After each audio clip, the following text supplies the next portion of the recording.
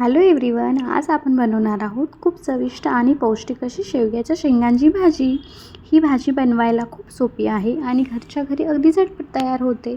चला तर मग सुरुवात करूया। त्यासाठी सर्वप्रथम कढईमध्ये थोडे तेल गरम करून घ्या आणि तेल गरम झाल्यावरती त्यात मोहरी, जिरे, कढीपत्ता आणि लसूण टाकून छान तडतडू द्या।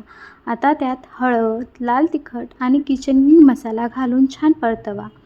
मसाला परतवल्यानंतर त्यात चिरलेल्या शेंगा घाला आणि मसाल्यासोबत 2-3 मिनिटे परतवा। यानंतर थोडे पाणी आणि मीठ घालून कढई झाकून ठेवा आणि सुमारे 15 ते 20 मिनिटे शेंगा चांगल्या शिजू द्या।